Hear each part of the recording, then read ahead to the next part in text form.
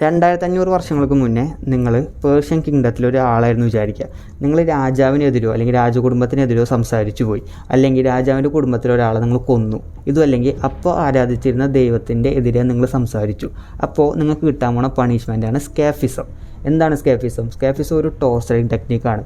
ഒന്നുമില്ല, ക്രൈം ചെയ്ത ആളെ പിടിച്ചിട്ടൊരു തോണി പോലത്തെ ഒരു വഞ്ചി പോലത്തെ ഒരു സാധനത്തിൽ കൊണ്ടിടും. അതിൻ്റെ മുകളിൽ ഒരു അടപ്പ് പോലത്തെ അടപ്പ് വെച്ച് അടയ്ക്കും. നിങ്ങളുടെ തലയും കൈയും കാലും മാത്രമേ പുറത്തുണ്ടാവുള്ളൂ.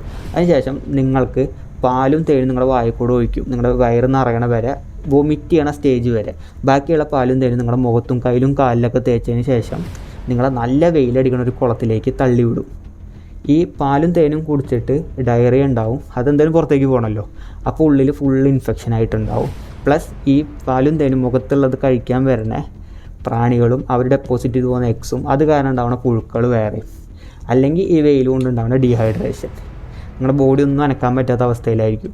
നിങ്ങൾക്ക് ഭാഗ്യമുണ്ടെങ്കിൽ നിങ്ങൾ 2 ദിവസം കൊണ്ട് മരിക്കും. ഇല്ലേ 10, 14, 21 ദിവസത്തിന് ശേഷം മരിച്ചത് ഇതിനുള്ള തെളിവുകളും റെക്കോർഡ്സും ഉണ്ട്. 21 ദിവസം ഇതിങ്ങനെ അനുഭവിച്ച് കിടക്കേണ്ടി വരും, പച്ചവെള്ളം കുടിക്കാൻ കിട്ടാണ്ട്. ഒരു ബേസിക്കലി ടോർച്ചറിങ് ടെക്നിക്കാണ്, ഞാൻ പറഞ്ഞല്ലോ. ഇതിൻ്റെ ഏറ്റവും ഫസ്റ്റ് റെക്കോർഡ് ചെയ്ത ഒരു കേസ് പറഞ്ഞാൽ ആർത്താസെർക്സിസ് രണ്ടാമെന്ന് പറഞ്ഞിട്ടൊരു രാജാവ് ഉണ്ടായിരുന്നു. ആളുടെ അനിയൻ സൈറസ് ആയിട്ടൊരു യുദ്ധം നടത്തി.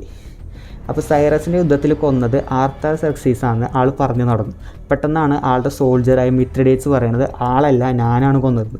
ഇതിൽ ദേഷ്യം വന്ന രാജാവ് മിത്രിഡേറ്റ്സിന് ഈ പണിഷ്മെൻറ്റാണ് ക്യാപിറ്റൽ പണിഷ്മെൻറ്റ് പോലെ കൊടുത്തത്. വളരെ ക്രൂവലായിട്ടുള്ളൊരു ടോർച്ചറിങ് ടെക്നിക്കാണ്. എന്താല്ലേ?